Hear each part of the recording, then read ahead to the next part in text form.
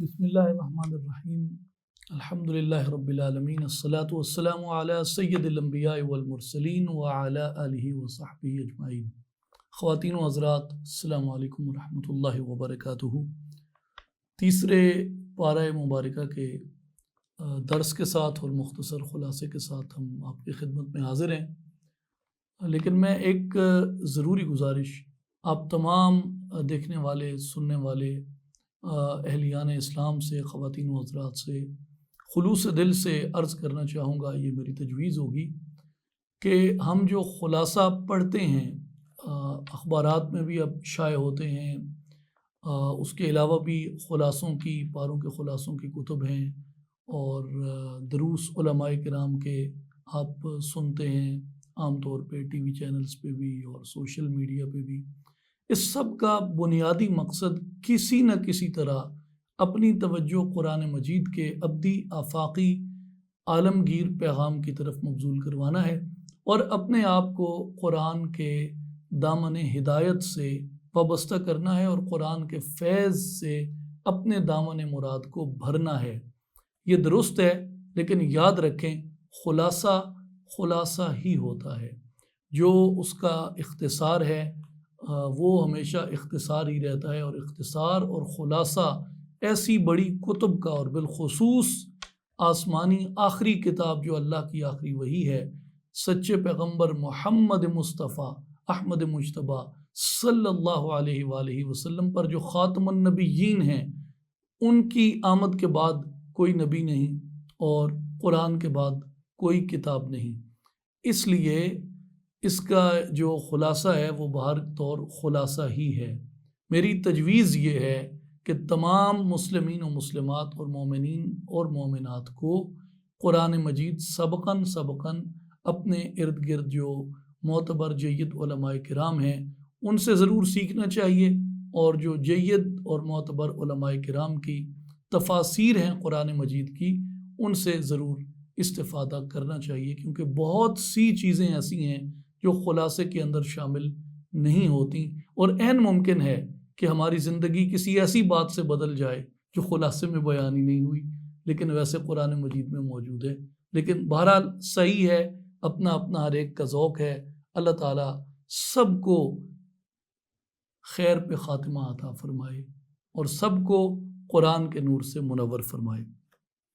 تیسرے پارے کا آغاز ہوتا ہے تِلْكَ الرُّسُلُ فَضَّلْنَا بَعْضَهُمْ عَلَى بَعْضٍ مِّنْهُمْ مَنْ كَلَّمَ اللَّهُ، یہ رسول ہیں، ہم نے ان میں سے ایک کو دوسرے پر افضل فرمایا، ان میں سے کسی نے اللہ سے کلام فرمایا اور فرمایا وَرَفَعَ بَعْضَهُمْ دَرَجَاتٍ، اور کوئی وہ ہے جسے سب پر درجوں بلند فرمایا ہے۔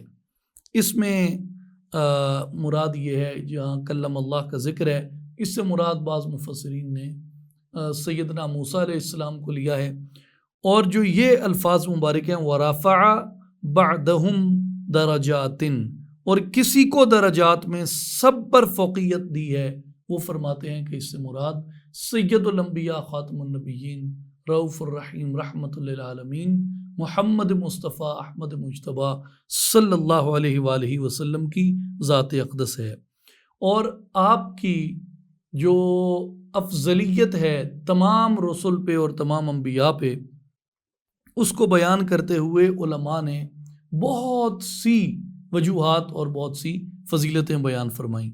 مثلاً وہ فرماتے ہیں کہ آپ صلی اللہ علیہ وآلہ وسلم کو اللہ تبارک و تعالیٰ نے رحمت للعالمین بنایا، اور اس وجہ سے آپ افضل الرسل ہیں، اور تمام نبیوں اور رسولوں کے نبی ہونے کی وجہ سے آپ صلی اللہ علیہ وآلہ وسلم افضل ہیں تمام رسل میں۔ اور تیسری وجہ بیان فرمائی کہ تمام انبیاء کرام کے اوصاف اور تمام انبیاء کرام کے کمالات کو جمع کر دیا گیا ایک وجود قدسیہ میں، اور وہ وجود قدسیہ حضور خاتم النبیین صلی اللہ علیہ وسلم کا ہے، اس لیے آپ افضل الرسل ہیں۔ چوتھی وجہ یہ بیان فرمائی کہ جو رسالت میں عموم عطا ہوا، کافۃ للناس کے تحت اس کو بیان کیا جاتا ہے کہ وہ عموم جو تھا وہ حضور علیہ الصلوۃ والسلام کو عطا ہوا، اس لیے آپ افضل الرسل ہیں۔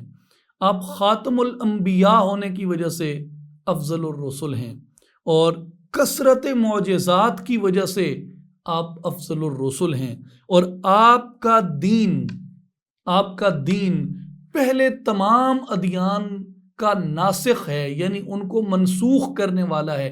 جب حضور کی شریعت، حضور کا دین آیا تو پہلے والی تمام ادیان اور پہلے والی تمام شریعتیں منسوخ ہو گئیں، اس وجہ سے آپ افضل الرسل ہیں۔ اور امت کی کثرت اور امت کی افضلیت کی وجہ سے بھی آپ افضل الرسل ہیں۔ جس طرح حضور علیہ الصلوۃ والسلام کو تمام انبیاء پر افضلیت حاصل ہے، اسی طرح امتوں میں امت مصطفیٰ کو افضلیت حاصل ہے۔ پھر آپ مقام محمود پر فائز ہونے کی وجہ سے افضل الرسل ہیں، کہ جب ہر ایک کانپ رہا ہوگا قیامت کے دن، اس دن حضور علیہ الصلوۃ والسلام لواء الحمد لے کے مقام محمود پہ فائز ہوں گے۔ اللہ کی رضا جوئی کی وجہ سے آپ افضل الرسل ہیں، اور آپ کے ذکر کی رفعت کی وجہ سے رسول اللہ صلی اللہ علیہ وآلہ وسلم افضل الرسل ہیں، اور دنیا میں اعلان مغفرت ہونے کی وجہ سے بھی آپ افضل الرسل ہیں، اور باعث تخلیق کائنات، وجہ تخلیق کائنات ہونے کی وجہ سے بھی آپ افضل الرسل ہیں، اور انبیاء کا امام ہونے کے ناطے بھی، انبیاء کا قائد ہونے کے ناطے بھی آپ افضل الرسل ہیں، کیونکہ آپ نے شب معراج مسجد اقصیٰ میں تمام انبیاء کی امامت آپ نے کروائی، اور خالق اور خلق ان دونوں کا محبوب ہونے کے ناطے بھی آپ صلی اللہ علیہ وآلہ وسلم افضل الرسل ہیں۔ تو یہ بنیادی اس جو قرآن مجید میں تیسرے پارے کی پہلی آیات مبارکہ ہیں، ان کے بارے میں یہ ایک بات ذہن نشین کرنا لازم ہے۔ اس کے بعد سورہ البقرہ کی آیت نمبر 255 ہے، جس کو ہم آیت الکرسی کے عنوان سے جانتے ہیں۔ اب قرآن مجید کا ایک اسلوب ہے کہ اللہ تبارک و تعالیٰ توحید و رسالت اور آخرت سے متعلق عقائد، توحید، رسالت اور آخرت کے متعلق عقائد اور مختلف احکام شرعیہ کو بار بار ایک دوسرے کے بعد لاتا ہے، یعنی مسلسل عقائد کا ذکر جاری نہیں رہتا، اور نہ ہی مسلسل احکام کا ذکر جاری رہتا ہے۔ عقائد کا ذکر ہو رہا ہوتا ہے، بیچ میں احکام آ جاتے ہیں، احکام کا ذکر ہو رہا ہوتا ہے، بیچ میں عقائد آ جاتے ہیں۔ اس کی ایک جو حکمت بیان فرمائی ہے مفسرین نے، وہ بیان فرماتے ہیں کہ اس کی ایک حکمت تو یہ ہے کہ قاری کا جو ذہن ہے وہ اکتاہٹ کا شکار نہ ہو، اس لیے عقائد کے مضمون کے بعد احکام، اور احکام کے مضامین کے بعد عقائد کا بیان آ جاتا ہے۔ اور عقائد میں بھی توحید، رسالت، آخرت، ایمان، ان کے مضامین کا تنوع ہے، اور اسی طرح احکام میں بھی جو مختلف انواع کے احکام ہیں ان کو ایک دوسرے کے بعد ذکر کیا، تاکہ قاری جو ہے وہ اکتاہٹ کے ساتھ ساتھ یکسانیت کا شکار بھی نہ ہو، اور ہر بار اس کو غور کرنے اور فکر کرنے کی نئی سے نئی راہیں قرآن کریم سے ملتی رہیں۔ اور یہ جو آیت ہے جس کو ہم آیت الکرسی کہتے ہیں، پہلی آیات میں جو اس آیت سے پہلی جو آیات ہیں ان میں اللہ تبارک و تعالیٰ نے یہ بتایا کہ نجات کا جو دار و مدار ہے وہ انسان کے اعمال صالحہ کے اوپر ہے، اور قیامت کے دن اس کا مال، اس کی دوستی اور کسی سفارش بغیر اذن الہی کے کام نہیں آئے گی۔ اور یہ فرمایا تھا کہ تمام رسول علیہ السلام کے مراتب اور درجات اگرچہ ان میں تفاوت ہو سکتا ہے، لیکن تمام انبیاء کا اور تمام رسولوں کا پیغام جو ہے وہ واحد ہے۔ تمام انبیاء کا ایک ہی پیغام تھا، اور ان کا دین ایک ہی دین تھا تمام انبیاء کرام کا، جو اللہ نے مبعوث فرمائے۔ اور وہ پیغام کیا تھا؟ لا الہ الا اللہ۔ پیغام کیا تھا؟ اشہد ان لا الہ الا اللہ وحدہ لا شریک لہ۔ یہ تمام انبیاء کا یہ واحد پیغام تھا، اور صرف اللہ کی عبادت کرو اور صرف اسی کے ہو کر رہو۔ اور یہ جو آیت مبارکہ ہے یہ اللہ تبارک و تعالیٰ کی ذات کا جامع تعارف اور اس کی صفات کا جامع بیان ہے۔ امام حاکم رحمۃ اللہ علیہ نے حضرت ابی ابن ابی کعب رضی اللہ تعالیٰ عنہ سے یہ روایت فرمایا ہے کہ حضور نبی کریم صلی اللہ علیہ وآلہ وسلم نے امتحاناً سوال فرمایا کہ کتاب اللہ کی کون سی آیت عظیم ہے؟ تو انہوں نے عرض کی یا رسول اللہ صلی اللہ علیہ وسلم آیت الکرسی۔ تو آپ صلی اللہ علیہ وآلہ وسلم نے فرمایا کہ اے ابو المنذر، تم کو علم مبارک ہو۔ گویا جو شخص یہ جانتا تھا کہ قرآن کی عظیم ترین آیت آیت الکرسی ہے، تو حضور علیہ الصلوۃ والسلام آپ اس کو بشارت علم عطا فرماتے۔ اور اسی طرح رسول اللہ صلی اللہ علیہ وآلہ وسلم نے ارشاد فرمایا کہ جو شخص ہر نماز کے بعد آیت الکرسی کی تلاوت کرتا ہے، جنت میں داخل ہونے سے موت کے سوا اور کوئی اس کے لیے رکاوٹ نہیں ہے۔ وہ شخص جیسے مرے گا سیدھا جنت کے اندر جائے گا۔ کون؟ جو ہر نماز کے بعد آیت الکرسی کی تلاوت کرتا ہے۔ اسی طرح حضرت قتادہ رضی اللہ عنہ سے روایت ہے کہ جو شخص بستر پہ لیٹ کے آیت الکرسی پڑھتا ہے، یعنی جب سونے کے لیے جاتا ہے اپنے بستر پہ، جو سوتے ہوئے آیت الکرسی کی تلاوت کرتا ہے، صبح ہونے تک فرشتے اس کی حفاظت کرتے ہیں۔ اس کے بعد سورہ البقرہ کی آیت نمبر 256 آتی ہے۔ اس میں ایک اہم بات جو ہے وہ لا اکراہ فی الدین ہے۔ اب اس سے پہلے آیت الکرسی میں اللہ تبارک و تعالیٰ کی صفات بیان کی گئیں۔ یہ وہ ربط ہے اور یہ وہ نظم ہے جو مفسرین کرام نے قرآن مجید کے آیات کے آگے اور پیچھے ہونے کی حکمتوں کو بیان کرتے ہوئے انہوں نے بیان کیا۔ اب آیت الکرسی کا بیان آ گیا۔ آیت الکرسی کے بیان کے فوری بعد یہ بیان آتا ہے لا اکراہ فی الدین، کہ دین کے اندر جبر نہیں ہے۔ اب یہ بتایا گیا تھا آیت الکرسی میں کہ تمام زمینیں اور آسمان جو کچھ بھی ہے یہ سب اس سچے رب کی سلطنت ہے، اور آسمانوں اور زمینوں کی حفاظت سے اس کو کوئی تھکاوٹ نہیں ہوتی، اور اس کو ہر ایک چیز کا علم ہے۔ جب انسان نے یہ جان لیا اور اس کو پہچان لیا، تو اب کوئی امر مانے نہیں رہ گیا کہ انسان اس سچے رب کی عبادت کے اندر مشغول ہو جائے اور اس کی وحدانیت کو خلوص دل کے ساتھ تسلیم کر لے۔ اب اللہ تبارک و تعالیٰ یہ فرما رہا ہے کہ اس کی ذات اور صفات کو جاننے کے بعد انسان کو از خود ایمان لے آنا چاہیے اس بات پہ کہ زمین و آسمان کا مالک کون ہے۔ اس لیے ہم نے پہلے یہ ایک بات کی کہ حضور علیہ الصلوۃ والسلام کا جو معجزہ ہے قرآن، یہ معجزہ عقلی ہے، اور اس پہ ہم الگ سے ایک تفصیلی گفتگو کریں گے جس میں اس بات کو ہم بیان کریں گے کہ دیگر انبیاء کے معجزات میں اور قرآن مجید کے معجزہ ہونے میں کیا فرق ہے۔ سادہ بات یہ ہے کہ آپ صلی اللہ علیہ وسلم سے پہلے انبیاء کو اکثر معجزے حسی عطا کیے گئے جو اپنے وقت کے بعد ختم ہو گئے۔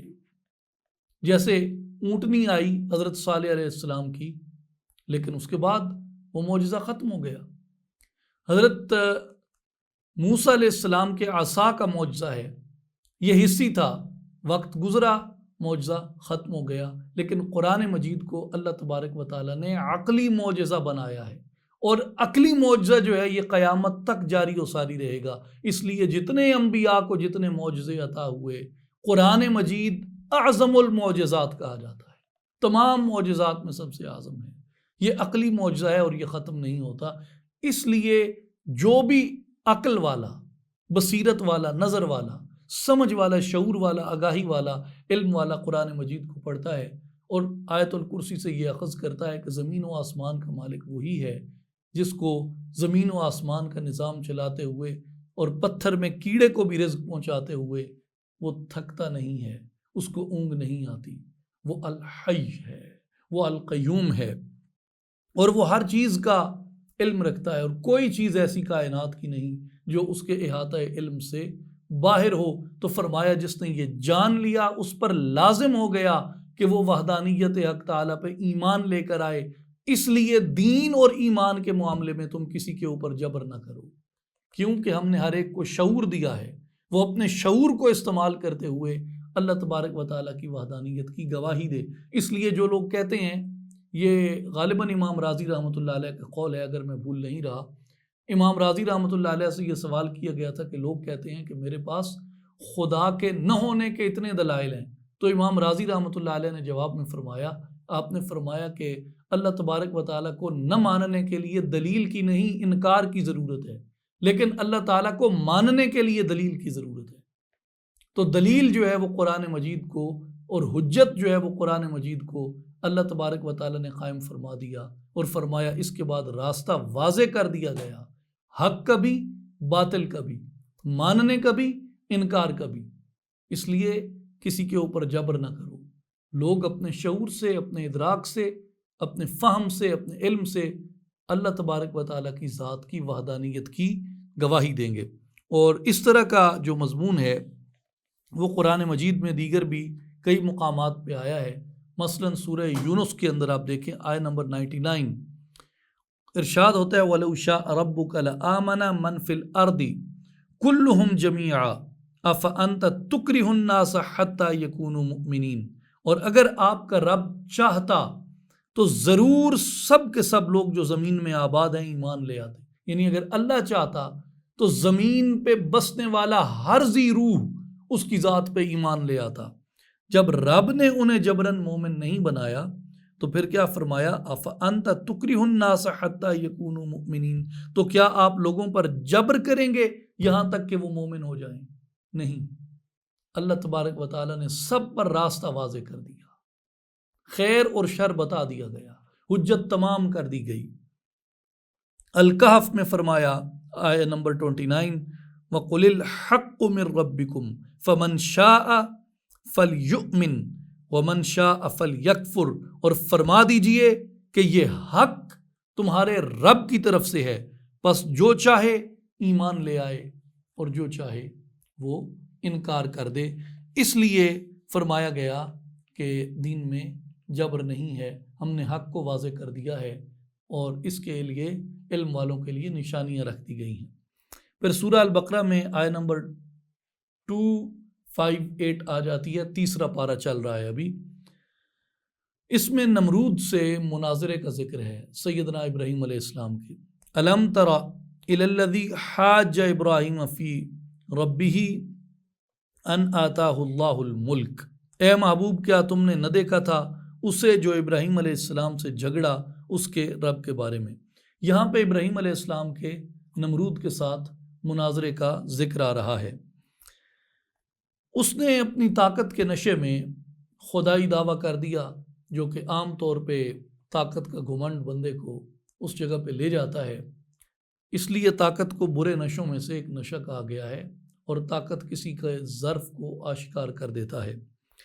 حضرت ابراہیم علیہ السلام نے جب اس کے کفر اور اس کے الحاد کے سامنے آپ نے کلمہ حق بلند فرمایا، اور یہ آپ نے فرمایا کہ یہ جو مٹی کا پتلا ہے یہ خدا کیسے ہو سکتا ہے، تو آپ نے اس کا انکار کیا، تو نمرود نے سر مجلس آپ کے رب کے متعلق دریافت کیا، تو ابراہیم علیہ السلام نے ارشاد فرمایا، جسے قرآن مجید بیان فرماتا ہے، وَإِذْ قَالَ إِبْرَاهِيمُ رَبِّيَ الَّذِي يُحْيِي وَيُمِيتُ، ابراہیم علیہ السلام نے فرمایا کہ میرا رب وہ ہے جو زندہ بھی کرتا ہے اور مارتا بھی ہے۔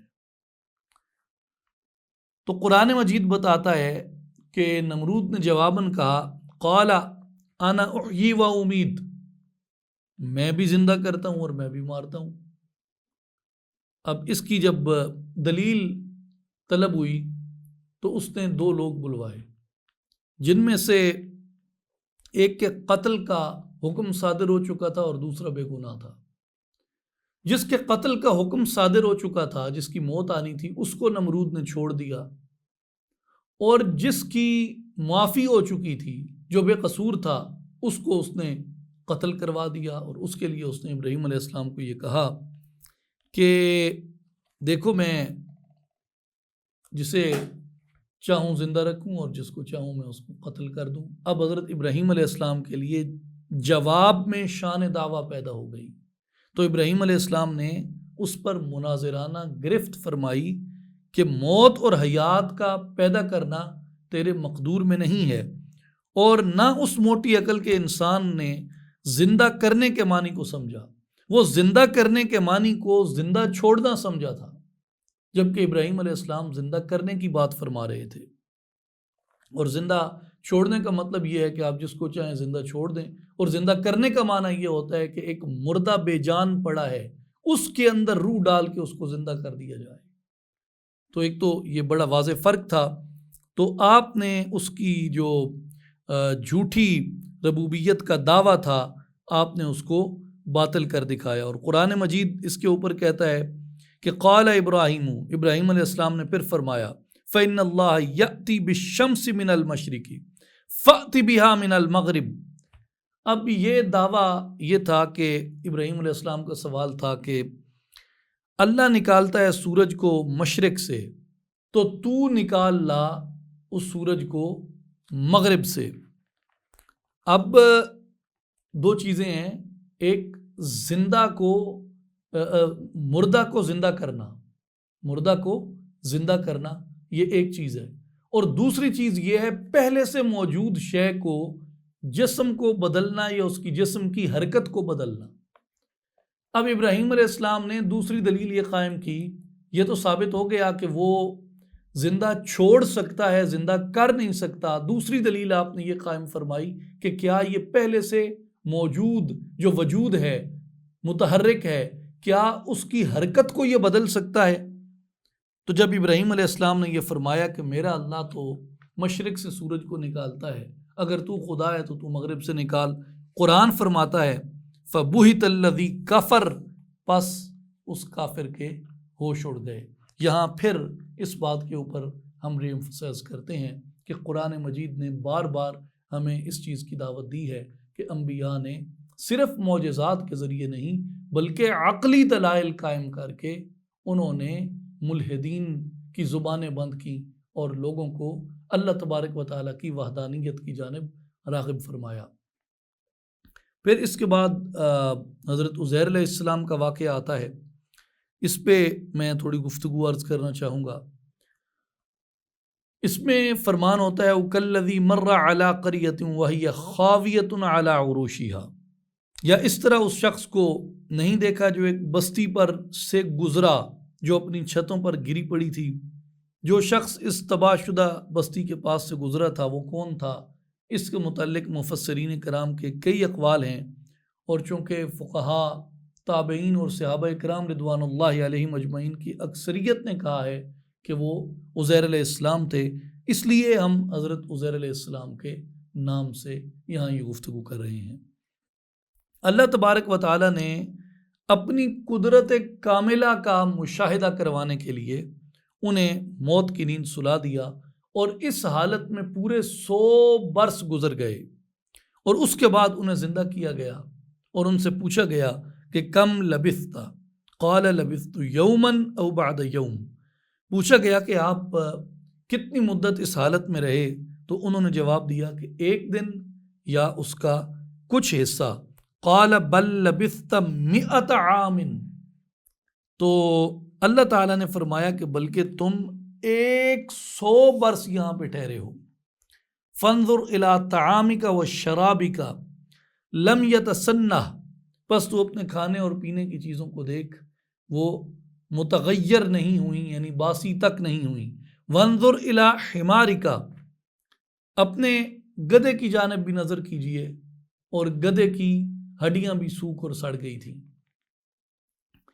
تو فرمایا کہ تم ہماری قدرت کے دلائل پر غور کرنے کے لیے دیکھو کہ 100 سال میں تمہارا طعام اور مشروب سڑا نہیں، حالانکہ عادت جاریہ یہ ہے کہ اتنے عرصے میں جو طعام اور مشروب ہے وہ نہ صرف بدبودار ہو جاتا ہے بلکہ وہ سوکھ کر اپنی حیت بھی تبدیل کر لیتا ہے۔ اور گدھا مر چکا تھا، اس کا جو گوشت پوست تھا وہ ہڈیاں تک اس کی بکھر گئیں، بوسیدہ ہو گئیں، گل سڑ گئیں۔ تو اس لیے حضرت عزیر علیہ السلام ابھی دیکھ رہے تھے تو فرشتے کو حکم ہوا کہ گدھے کی ہڈیوں کو جمع کر کے اس میں پھونک ماری جائے، اور جب فرشتے نے پھونک ماری تو وہ گدھا جو تھا دوبارہ زندہ ہو کے رینگنے لگا۔ تو حضرت عزیر علیہ السلام نے مشاہدہ کر لیا کہ جو 100 سال بعد مردہ کو زندہ کر سکتا ہے وہ لاکھوں برس کروڑ ہا برس کے بعد بھی اگر وہ چاہے تو زمین میں جس چیز کو چاہے اس کو وہ زندہ کرنے کے اوپر قدرت رکھتا ہے۔ اور گدھے میں انہوں نے جو تھا وہ حیات بعد الموت کا مشاہدہ کر لیا، اور خود اپنی ذات پر بھی انہوں نے حیات بعد الموت کا تجربہ کر لیا، اس لیے انہیں موت کے بعد دوبارہ اٹھنے کا پہلے علم الیقین تھا، پھر عین الیقین اور حق الیقین بھی ان کو نصیب ہو گیا۔ اور اس واقعے میں اگر ہم غور کریں تو جو چیز بار بار ذہن کو اپیل کرتی ہے وہ یہ کہ طعام اور مشروب جو تھے وہ باقی رہے، لیکن جو گدھا تھا وہ فنا ہو گیا۔ مدت دونوں پہ ایک جیسی گزری، گدھے پر بھی 100 سال گزرے لیکن اس کی ہڈیاں گل سڑ گئیں، اور طعام پر بھی 100 سال گزرے لیکن طعام جو ہے وہ متغیر نہیں ہوا، طعام جو ہے وہ باسی نہیں ہوا۔ تو یہاں پہ بعض صوفیاء کرام نے بڑی خوبصورت اور لطیف بات انہوں نے فرمائی۔ وہ یہ فرماتے ہیں کہ یہ بنیادی طور پہ فنا اور بقا کا فلسفہ اس میں سکھایا گیا ہے۔ کیوں؟ گدھا گل سڑ گیا، فنا ہو گیا، لیکن جو کھانا تھا، مشروب تھا، طعام تھا، وہ اپنی جگہ پہ باقی رہا۔ تو اس کی دلیل وہ یہ دیتے ہیں، اس کی حکمت وہ یہ بیان کرتے ہیں کہ دونوں خدمت کے لیے تھے، یہ دونوں خدمت کے لیے تھے، گدھا بھی اور طعام بھی۔ لیکن فرق یہ تھا کہ جو گدھا تھا، جو سواری تھی، اس میں اپنا ارادہ تھا، اور اپنے ارادے سے اس نے فنا اختیار نہ کی تھی، اس لیے اس کو فنا کر دیا گیا۔ اور جو طعام اور مشروب تھا اس کے اپنے ارادے کو پہلے ہی فنا تھی، اور طعام اور مشروب میں جو ارادہ باقی نہ تھا اس لیے ان کو بقا عطا فرما دی۔ تو اس سے سمجھ یہ بات آئی کہ جو لوگ حضور حق تعالی میں اپنے ارادے اور اختیار کو ترک کر کے اس کے ارادے اور اختیار کو اختیار کر لیتے ہیں، اللہ تبارک و تعالی ان کو بقا عطا فرماتا ہے۔ اور جو اپنی خواہش اور اپنے ارادے کو باقی رکھتے ہیں، جیسا کہ سواری باقی رکھتی ہے طعام کے مقابلے میں، تو ان کے لیے فنا ہے۔ تو جو لوگ بقا کے راستے پہ چلتے ہیں، جسے صوفیہ فنا فی اللہ اور بقا باللہ کہتے ہیں، اس کے لیے خواہش نفس کو ترک کرنا لازم آتا ہے۔ اور اگر آپ غور کریں، جس مہینے سے ہم گزر رہے ہیں، رمضان المبارک، رمضان المبارک کے بارے میں اور روزے اور سیام کے بارے میں دو بہت خوبصورت بحثیں ہیں، وہ ہر ایک کو پڑھنی چاہیے ضرور، اس لیے کہ بڑی آپ کو، جس کو ایکڈیمکلی کہتے ہیں نا کہ ایک ایڈوانس لیول وہ میتھڈالوجی ہے جو ایکسپلین کی گئی ہے۔ ایک احیاء العلوم الدین میں اور کیمیائے سعادت، ان دو کتابوں میں امام غزالی رحمۃ اللہ علیہ نے اس کو ایکسپلین کیا، اور سر الاسرار میں سیدنا شیخ عبد القادر جیلانی رحمۃ اللہ علیہ نے اس کو ایکسپلین کیا۔ اور وہ فرماتے ہیں کہ روزے کا سارا جو فلسفہ ہے وہ ترک خواہش نفس ہے۔ روزے کا سارا فلسفہ آپ اگر سحر سے افطار تک اور افطار سے سحر تک کے تمام معمولات کو دیکھیں تو یہ ترک خواہش نفس ہے۔ تو جو خواہش نفس کو ترک کرتا ہے اس کو بقا نصیب ہو جاتی ہے، اور جو خواہش نفس کو ترک نہیں کرتا، رمضان کے فلسفے کی روح سے وہ گناہ گار ٹھہرتا ہے۔ اور یہ بات آپ کو تو عام اور سواری کے فلسفے سے، عزیر علیہ السلام کے واقعے سے صوفیاء کرام بیان فرماتے ہیں۔ پھر آیت نمبر 260 میں حضرت ابراہیم علیہ السلام کا 4 مردہ پرندوں کو زندہ کرنا اور ان کو اپنی طرف بلانا، یہ واقعہ آتا ہے۔ وَإِذْ قَالَ إِبْرَاهِيمُ رَبِّ أَرِنِي كَيْفَ تُحْيِي الْمَوْتَى، اور وہ واقعہ یاد کریں جب ابراہیم علیہ السلام نے عرض کی کہ میرے رب مجھے دکھا کہ تو مردوں کو کس طرح زندہ فرماتا ہے۔ قَالَ أَوَلَمْ تُؤْمِنْ، ارشاد ہوا کیا تم یقین نہیں رکھتے؟ قَالَ بَلَا وَلَكِنْ لِيَطْمَئِنَّ قَلْبِي، عرض کی کیوں نہیں، میں یقین رکھتا ہوں لیکن اپنے دل کو مطمئن کرنے کے لیے میں یہ دیکھنا چاہتا ہوں۔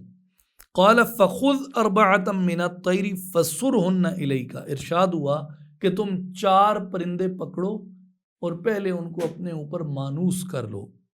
ثُمَّ اجْعَلْ عَلَى کل جبل منہن جزءا، پھر انہیں ذبح کر کے ان کا ایک ایک ٹکڑا جو ہے وہ ایک ایک پہاڑ پر رکھ دو. ثم ادعوہن یأتینک سعیا، پھر انہیں بلاؤ وہ تمہارے پاس دوڑتے چلے آئیں گے. وَاعْلَمْ أَنَّ اللَّهَ عَزِيزٌ حَكِيمٌ، جان لو اللہ بڑی غالب حکمت والا ہے. اب یہاں پہ خوف طوالت کی وجہ سے ہم گفتگو کو سمیٹتے ہوئے صرف یہ عرض کرنا چاہتے ہیں کہ 4 پرندوں سے مراد کیا ہے. ابن جریر رحمۃ اللہ علیہ نے حضرت مجاہد رحمۃ اللہ علیہ کی روایت سے بیان فرمایا ہے کہ یہ 4 پرندے تھے: مرغ، مور، کوا، کبوتر. مرغ، مور، کوا، کبوتر، یہ 4 پرندے تھے. اور سیدنا شیخ عبد القادر جیلانی رحمۃ اللہ علیہ نے بھی تفسیر الجیلانی کے اندر آپ نے ان 4 پرندوں سے مراد یہی 4 پرندے لکھے ہیں: مرغ، مور، کوا اور کبوتر. سیدنا شیخ عبد القادر جیلانی پیران پیر رحمۃ اللہ تعالی علیہ، آپ ان 4 پرندوں کی وضاحت میں فرماتے ہیں: طاؤوس مزخرفات الدنیا الدنیۃ، یہاں مور سے دنیا کی گھٹیا اور بے حقیقت زیب و زینت مراد ہے. وَدَيْكُ شَهْوَاتُهَا، اور مرغ سے نفسانی خواہشات مراد ہیں. وَغَرَابٌ الْآمَالُ الطَّوِيلَةُ فِيهَا، اور اسی طرح کوے سے دنیا کی لمبی لمبی امیدیں مراد ہیں. وَحَمَامٌ الْأَهْوَاءُ الْبَاطِلَةُ، اور کبوتر سے بھی باطل خواہشات مراد ہیں.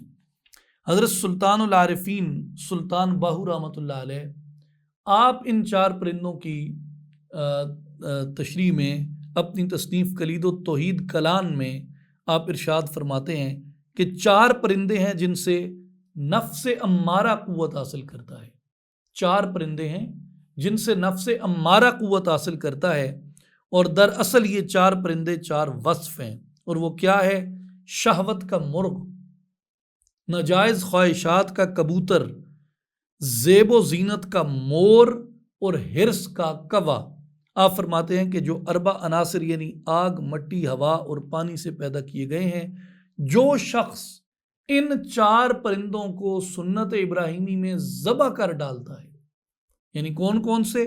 شہوت کے مرغ کو، ناجائز خواہشات کے کبوتر کو، زیب و زینت پرستی کے مور کو، اور حرص و طمع کے کوے کو جو شخص سنت ابراہیمی میں ان کا گلا کاٹ ڈالتا ہے، وہ اس قابل ہو جاتا ہے کہ اللہ تبارک و تعالیٰ اس پر معرفت الہی کی راہیں آسان کر دے، وہ حجابات سے نکل کر راہ معرفت کو کھول لیتا ہے.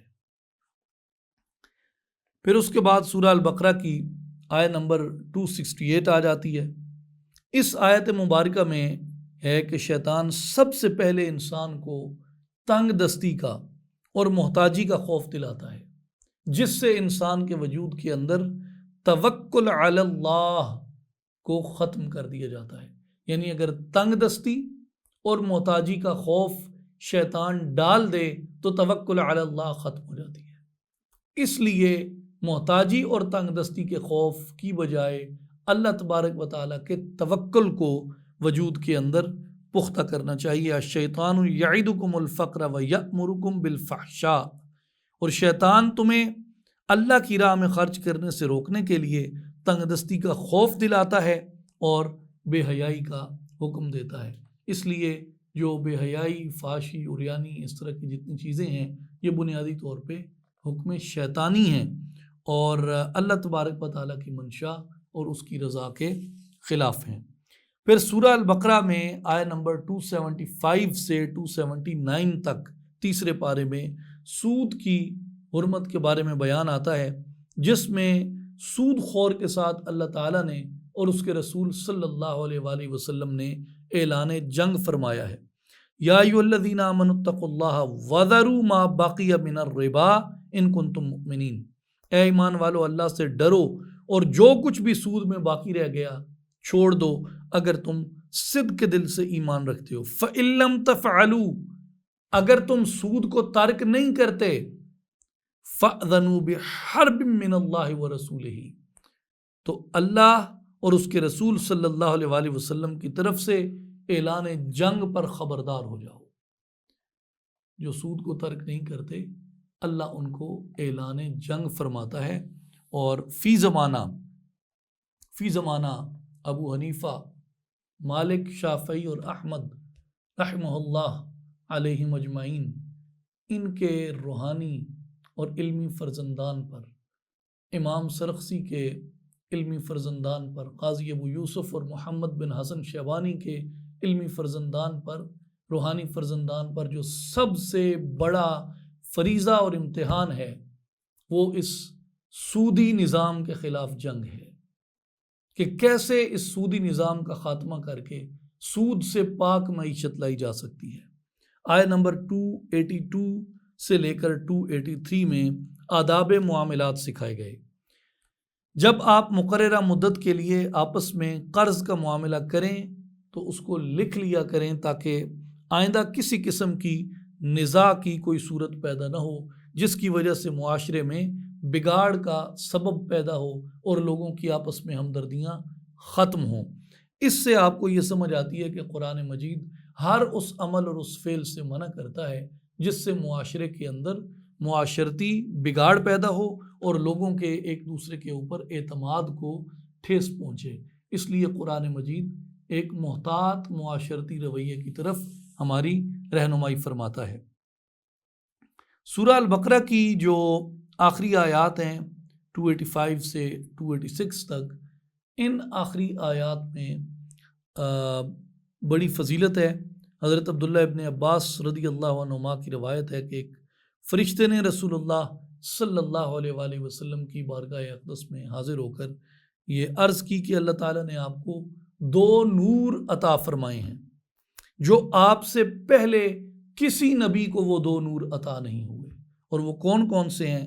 کہا ایک سورہ الفاتحہ ہے اور دوسرا نور سورہ البقرہ کی آخری آیات ہیں۔ اب یہاں پر جو سورہ البقرہ کا اختتام ہوتا ہے لیکن تیسرا پارہ چل رہا ہے، لیکن ہم اب سورہ آل عمران کی طرف جاتے ہیں۔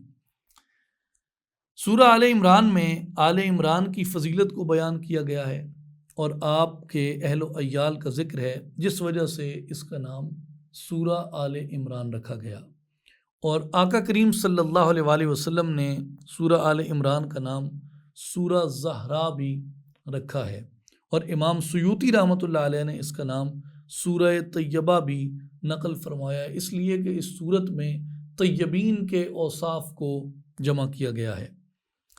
سورہ آل عمران کی جو 1 تا 91 آیات ہیں ان کا میں مختصر خلاصہ عرض کر دیتا ہوں کہ ابتدائی 10 آیتیں قرآن مجید اور اس کے ماننے والوں کے احکام سے متعلق ہیں، اور آیت نمبر 11 سے 32 تک کا تعلق جنگ بدر کے ساتھ ہے، اور اس کا جو زمانہ نزول ہے مفسرین کے مطابق وہ سن 2 ہجری ہے، اور آیت نمبر 33 سے لے کے جو 71 تک 38 آیات ہیں یہ 9 ہجری میں نازل ہوئیں، جب نجران سے عیسائیوں کا ایک وفد آقا علیہ السلام کی بارگاہ میں حاضر ہوا تو آپ نے آپ کے پاس آیا تو ان آیات نے عقیدہ تثلیث کو باطل ثابت کیا اور یہ واضح کیا کہ حضرت عیسیٰ علیہ السلام اللہ تعالیٰ کے بیٹے نہیں ہیں اور نہ ہی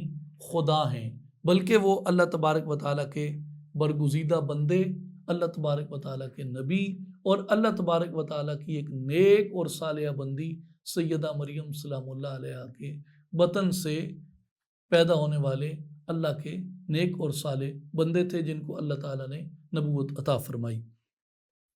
اب یہ ایک قابل غور بات ہے، نوٹ کرنے کی چیز ہے کہ ایک طرف عقیدہ تثلیث کی نفی کی گئی، یعنی وہ عقیدہ جو علماء نصرانیہ نے یعنی عیسائی علماء نے حضرت عیسیٰ علیہ السلام کے اشروں بعد انہوں نے یہ اخذ کر لیا کہ عیسیٰ علیہ السلام خدا کے بیٹے ہیں، اور کسی نے کہا کہ وہ خود خدا ہیں، اور یہ جو تثلیث کا عقیدہ تھا اس کو اللہ تبارک و تعالیٰ نے ان آیات میں باطل ثابت کیا۔ لیکن اس کے ساتھ حضرت عیسیٰ علیہ السلام کے مقام نبوت کو، آپ کی وجاہت کو اور آپ کی تکریم کو بڑے بلند الفاظ کے ساتھ قرآن نے بیان کیا۔ ایک طرف آپ سے جو وابستہ نام نہاد لوگ تھے جو خود کو عیسیٰ علیہ السلام کا پیروکار کہتے تھے، ان کے عقیدے کو باطل ثابت کیا، اور دوسری طرف عظمت عیسیٰ علیہ السلام کا چرچا کیا۔ تو اس سے کیا سبق حاصل ہوتا ہے؟ اس سے سبق حاصل یہ ہوتا ہے کہ اللہ تبارک و تعالیٰ نے اپنی توحید بیان کر کے، اپنی توحید بیان فرما کر بھی اپنے پیارے نبی حضرت عیسیٰ علیہ السلام کی شان کو کمی کے ساتھ بیان نہیں فرمایا، بلکہ ان کی شان کو اسی طرح بیان کیا جیسے اللہ نے ان کو شان عطا فرمائی ہے۔ اس سے ہمیں یہ پتہ چلتا ہے کہ عقیدہ توحید کو بیان کرنے کے لیے انبیاء کرام کی یا اولیاء کرام کی یا صالحین کی تضحیق کرنا یا ان کی شان اور مرتبے کو کم تر ثابت کرنا ضروری نہیں ہوتا۔ دونوں کام اکٹھے کیے جا سکتے ہیں، توحید بھی بیان ہو اور انبیاء اور صالحین کی وجاہت و کرامت بھی بیان ہو۔ یہ وہ قرآنی اسلوب ہے جو آپ کو اس مقام پہ سورہ آل عمران سے سیکھنے کو ملتا ہے۔ پھر آیت نمبر 72 سے آیت نمبر 80 تک جو 8 آیات ہیں، ان میں جو بنی اسرائیل کا نظریہ تھا اس کا اور بنی اسرائیل کا رد کیا گیا، کیونکہ انہوں نے واضح نشانیاں اور آیات ہونے کے باوجود بھی رسول اللہ صلی اللہ علیہ وآلہ وسلم کو جھٹلایا۔ اور آیت نمبر 81 سے لے کے 84 تک رسول پاک صلی اللہ علیہ وآلہ وسلم کی نبوت کا بیان فرمایا، اور تمام انبیاء اور رسل سے آپ پر ایمان لانے اور آپ کی نصرت کرنے کے لیے میثاق لینے کا ذکر فرمایا ہے۔ یہ مختصر خلاصہ آل عمران کی ان آیات کا ہے۔ چند ایک اہم نکات آل عمران سے جان لیتے ہیں۔ آل عمران کا آغاز ہوتا ہے الف لام میم سے، اور یہ ہم پہلے بھی اس بارے میں بات کر چکے ہیں کہ حروف مقطعات جو ہیں ان کا علم اللہ اور اس کے رسول صلی اللہ علیہ وآلہ وسلم کو ہے۔ پھر آگے آیت نمبر 2 میں ہے اللہ لا الہ الا هو الحی القیوم، اللہ اس کے سوا کوئی عبادت کے لائق نہیں، وہ ہمیشہ زندہ رہنے والا ہے اور سارے عالم کو اپنی تدبیر سے قائم رکھنے والا ہے۔ اور حروف مقطعات کے بعد آل عمران کا جو آغاز ہے اللہ تبارک و تعالیٰ کی وحدانیت سے اور اس کی صفت حی اور صفت قیوم کے ساتھ کیا گیا ہے۔ اور بزرگان دین میں یہ طریقہ جو تھا رائج تھا کہ وہ کثرت سے یا حی یا قیوم کا ذکر کیا کرتے تھے، اور اس کی اجازت عام عطا فرماتے تھے کہ جب بھی تم اپنے آپ کو اداس، پریشان، تنہا محسوس کرو تو اپنے خالق کو یاد کیا کرو اس کے ان پاک اسما سے، تو اللہ تبارک و تعالیٰ تمہیں اپنے قریب فرما لیتا ہے اور تمہارے اندر کی پریشانی اور اداسی کو زائل فرما دیتا ہے۔ یعنی جب اداسی محسوس ہو، تنہائی محسوس ہو، تو یا حی یا قیوم کا ذکر کریں۔ پھر آیت نمبر 7 میں آیات متشابہات کا بیان ہے، اور اس بارے میں ملا احمد جیون رحمۃ اللہ علیہ جو معروف فقیہ ہیں حنفی روایت کے، آپ نے اپنی تفسیر کے اندر یہ فرمایا ہے کہ آیات متشابہات کے مطابق اور اس کے لیے یہ عقیدہ رکھنا چاہیے کہ اس کی مراد حق ہے، اگرچہ قیامت سے پہلے ہمیں آیات متشابہات کا علم نہیں ہو سکتا، اس کے حقیقی مفہوم کو ہم نہیں جان سکتے، اور قیامت کے بعد ان کا معنی ہر ایک شخص پر منکشف ہو جائے گا۔ یہ قول ہے ملا احمد جیون رحمۃ اللہ علیہ کا۔ اور بھی کئی مفسرین نے اس بارے میں اپنی اپنی آراء کو ظاہر فرمایا ہے، جس کا خلاصہ یہ ہے کہ آیات متشابہات کے بارے میں جو اول زمانے کے علماء تھے وہ غور و فکر نہیں فرماتے تھے، اور نہ کسی کو ان کا معنی بیان کرنے کی اجازت فرماتے اور نہ خود ان کا معنی بیان فرماتے۔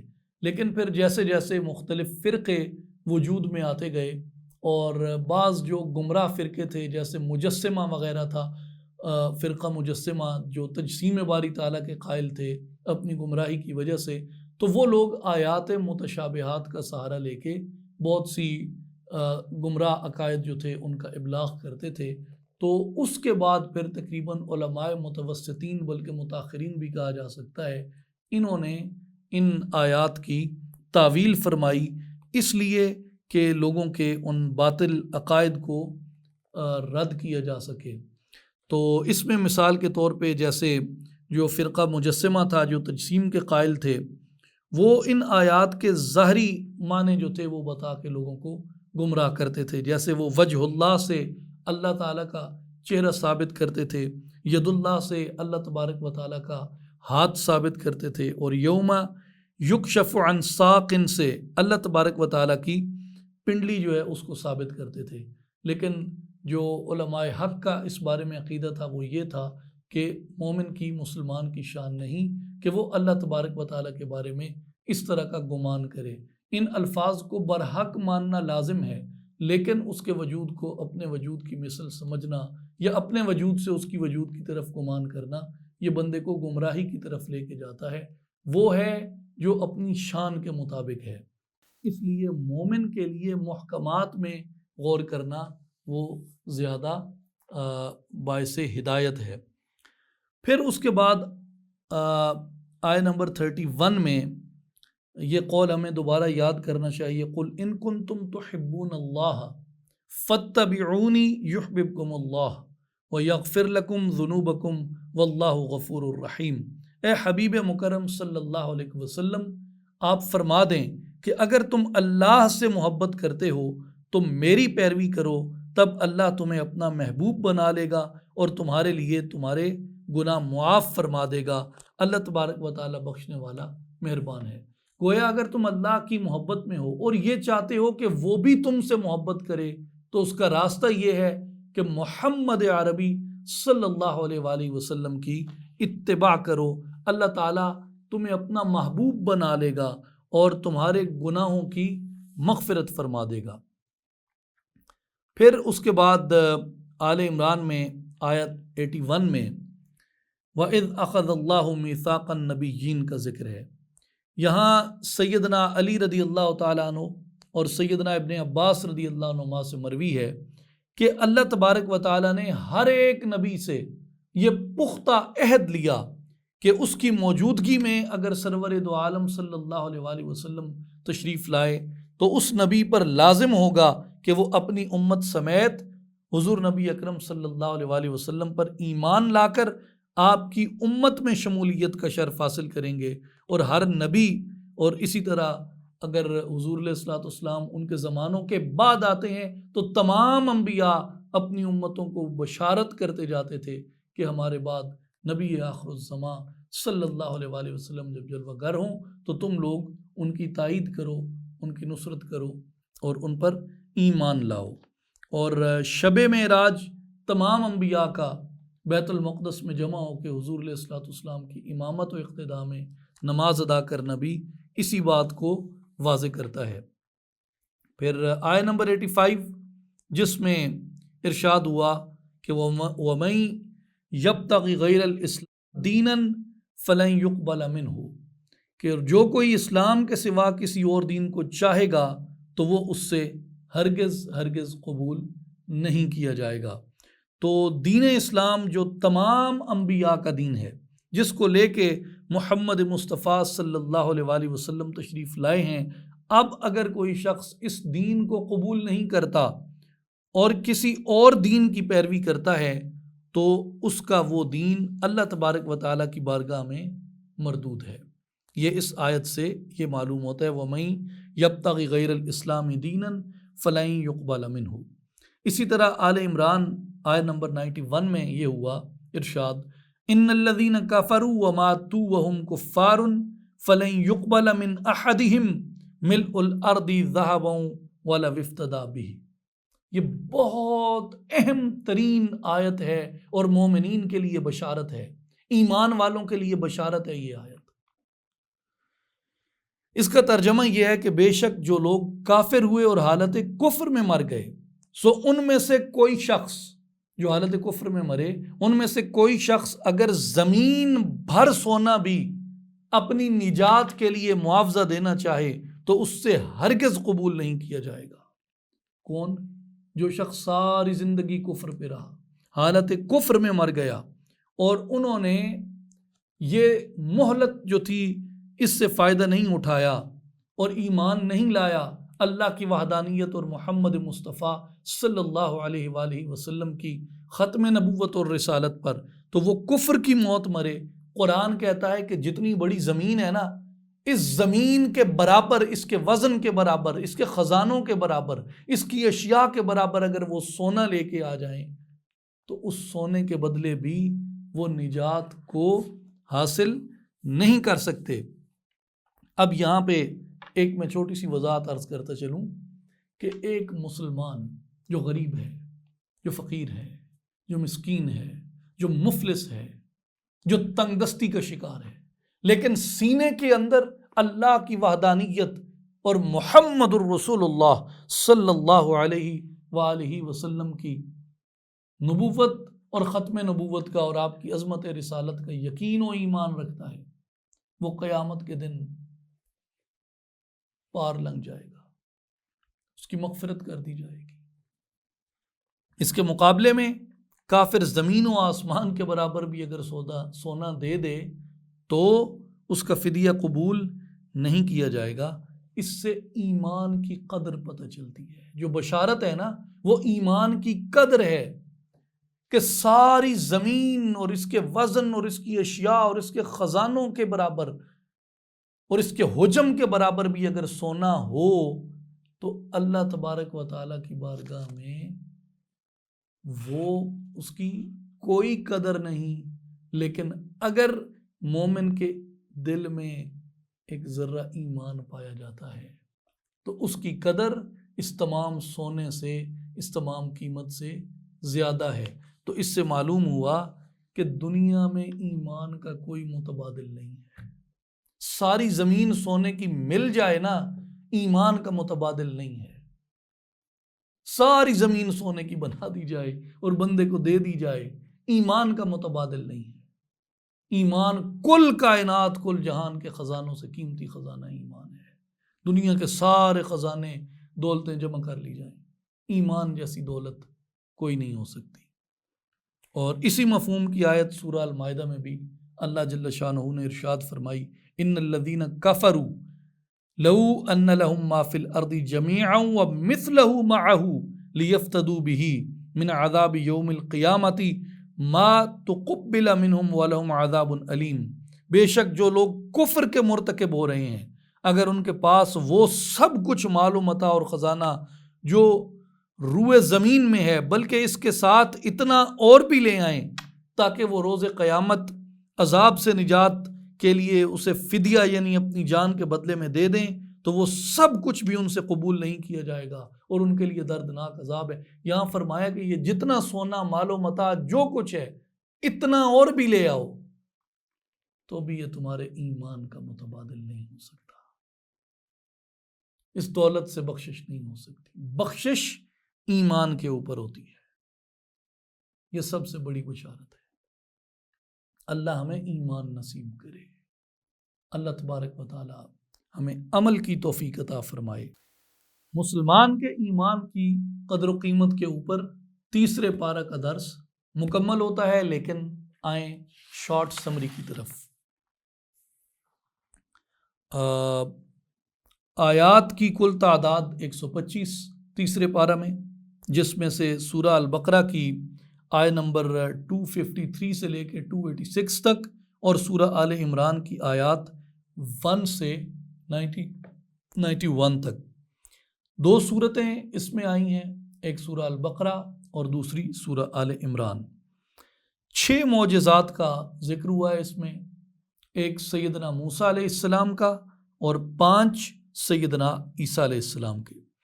انبیاء کرام کا بکثرت ذکر ہوا اس پارے میں، 11 انبیاء کرام کا ذکر آیا ہے اس میں، حضرت آدم علیہ السلام کا، حضرت نوح علیہ السلام کا، حضرت ابراہیم علیہ السلام کا، حضرت اسماعیل علیہ السلام کا، حضرت اسحاق علیہ السلام کا، حضرت یعقوب علیہ السلام کا، حضرت زکریا علیہ السلام کا، حضرت عزیر علیہ السلام کا، حضرت موسیٰ علیہ السلام کا، سیدنا عیسیٰ علیہ السلام کا، اور خاتم النبیین محمد مصطفیٰ صلی اللہ علیہ وآلہ وسلم کا۔ ملائکہ میں سے حضرت جبریل علیہ السلام کا ذکر آیا ہے۔ آسمانی کتابوں میں تورات، انجیل اور قرآن مجید کا ذکر آیا ہے۔ 2 دھاتیں بیان ہوئی ہیں، ایک سونا اور ایک چاندی، اور اہم بات یہ کہ اللہ تبارک و تعالیٰ نے اس بارے میں سود خور کے ساتھ اعلان جنگ فرمایا ہے۔ وآخر دعوانا ان الحمد للہ رب العالمین۔